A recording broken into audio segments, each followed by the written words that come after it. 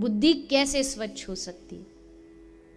बुद्धि को धोने के लिए ना तो कोई डिटर्जेंट काम आता, ना कोई साबुन काम आता, ना आज तक विज्ञान ने कोई ऐसा सर्फ बनाया जिससे बुद्धि धोई जा सके। तो इस श्लोक में 3 चीजें बताई हैं जिनसे बुद्धि साफ हो सकती है। कौन कौन सी? ध्यान से सुनना।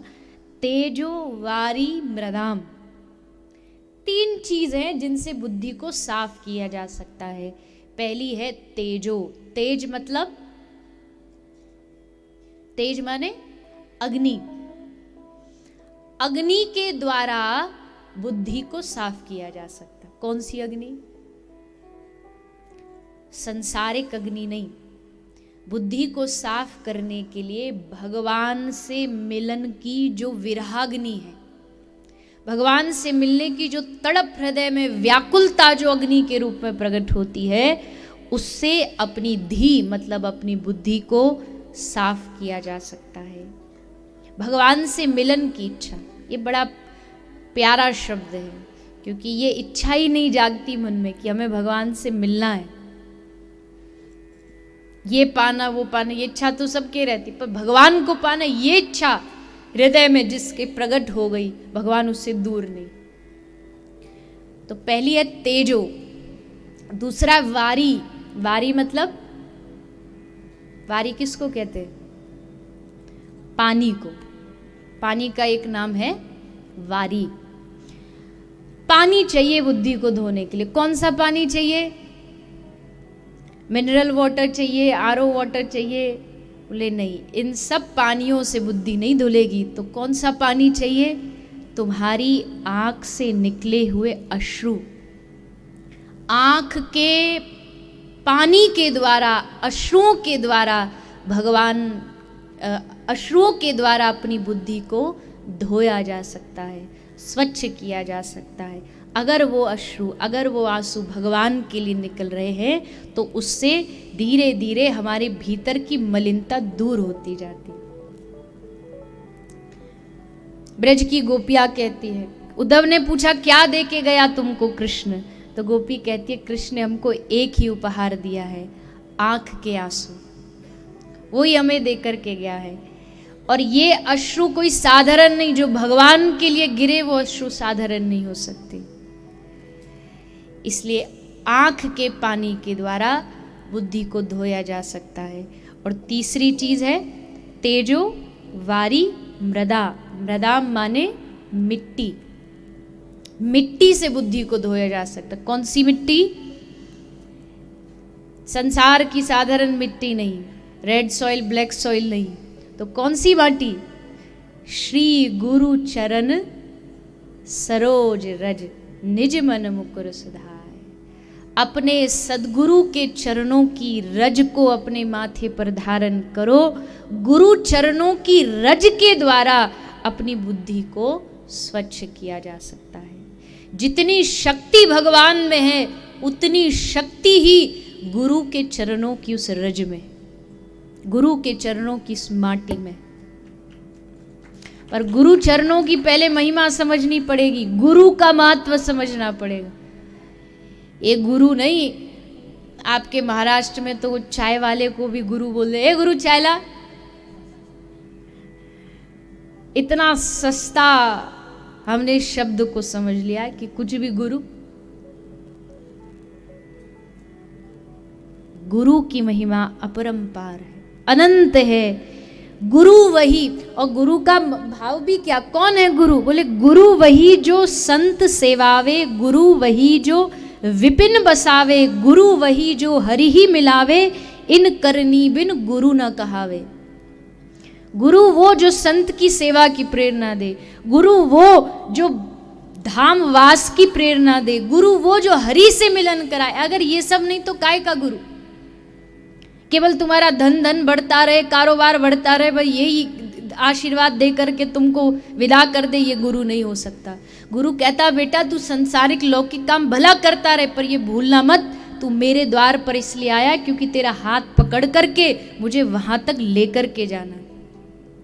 गुरु की जिम्मेदारी, दायित्व बनता है कि अपने आश्रित शिष्य का बाह पकड़े और उसको भगवान के चरणों तक छोड़ करके आए, बीच रास्ते में अधूरा न छोड़ दे। पर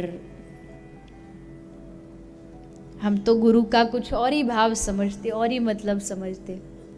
ब्रज में एक बाबा जी हो अपनी अनुभव बताते कि एक बार एक आदमी आया, बोला गुरुजी अपनी एक फोटो दे दो, दुकान में लगानी है। तो गुरुजी बोले बेटा क्यों? अब गुरुजी तो खुश हो गए, बच्चे की बड़ी श्रद्धा है, हमें दुकान में फोटो लगाएगा, तो दुकान में फोटो क्यों लगानी है? बोले गुरुजी अब देखो सामान बेचना पड़ता है, कुछ सामान झूठ भी बोल के बेचना पड़ता है, तो ग्राहक यकीन नहीं मानता, तो उसको यकीन दिलाने के लिए हमको कसम खानी पड़ती है, तो कम से कम आपकी फोटो रहेगी तो हम कसम तो खा सकते हैं, गुरुजी कसम, इसलिए फोटो चाहिए। गुरुजी बोले वाह रे धन्य ऐसे ठेला, लोभी गुरु लालची चेला, बीच नरक में ठेलम ठेला।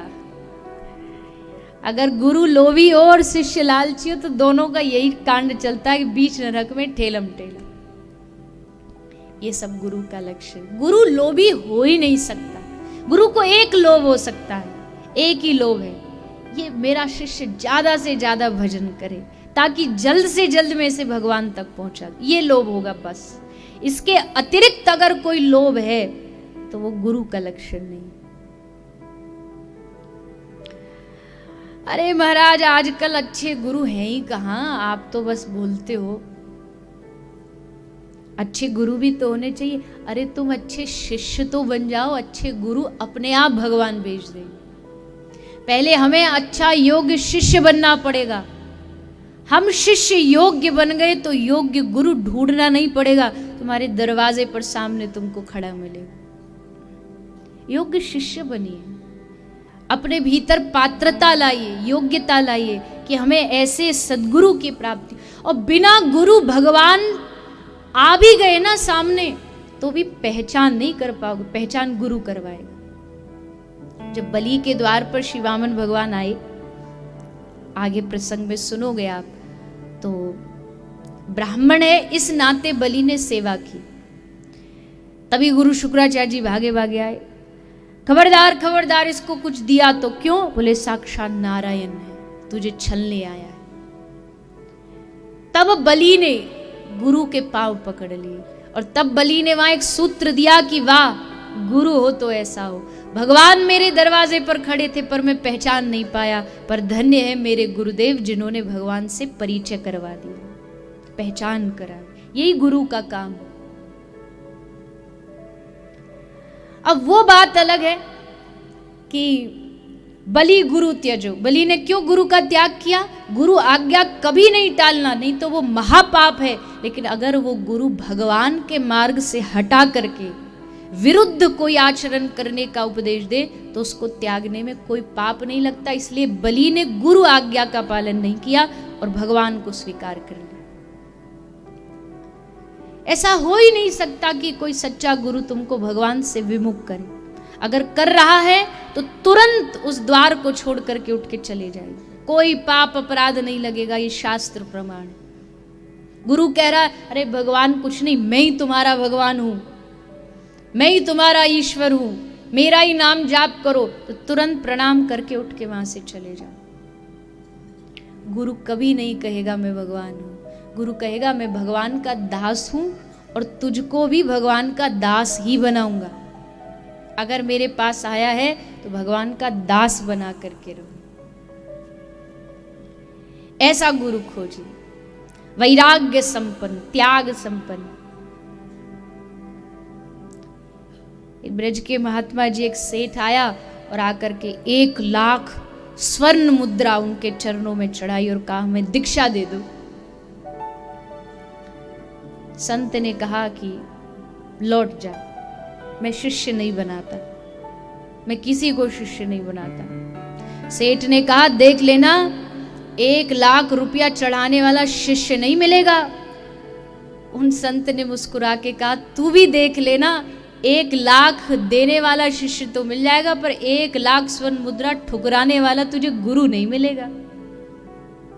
ये जो धन का अभिमान है किसी और को जाके दिखाना, गुरु को पैसों से थोड़ी खरीदा जा सकता। गुरु और शिष्य में जब पैसे का लेन देन का लोभ हो जाए ना, तो काम बिगड़ जाता है, नैया डूब जाती। और उसमें भी फिर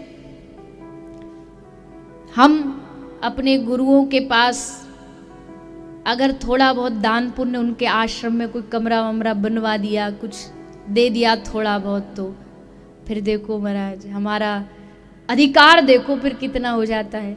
जब भी वृंदावन जाएंगे गुरुजी को यहीं से फोन कर दें, गुरुजी 4 कमरे खुलवा देना, एकदम बढ़िया क्लीन बेडशीट होनी चाहिए, 10 लोग आ रहे हैं सबका खाना भोजन करवा देना। फिर गुरुजी माला झोली साइड में रख के उनकी व्यवस्था में जुड़ जाते हैं, चलो भैया 4 कमरा साफ करवाओ। आ रहे हैं महाराज, अब कमरा बनवाया तो बड़े हक से बोलते हैं। गुरु के द्वार पर जाने का एक तरीका होता है। गुरु के तो चरणों में बैठ कर के उनकी सेवा मांगी, मैं क्या सेवा करूं आपकी। उस सेवा में भी अभिमान नहीं, कोई सेवा गुरु दे रहा है आपको तो बड़ी कृपा करके दे रहा है। गुरु सेवा आसानी से नहीं मिलती है। गुरु रूप में अगर ऐसे संत प्राप्त हो जाएं जिनको संसार की कोई लौकिक इच्छा ना हो, तो समझो बड़े भाग्यशाली हो आप। बड़ी कृपा है ठाकुर जी की, भगवान ही गुरु रूप में आपके सामने पधारे।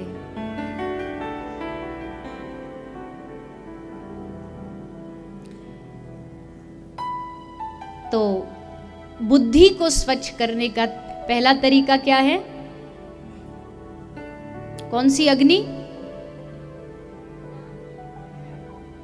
विरह की अग्नि, मिलन की उत्कंठा, भगवान से मिलन की। दूसरी वारी, पानी। कौन सा पानी? अश्रु, आंखों का जल। और तीसरा मृदा, मिट्टी।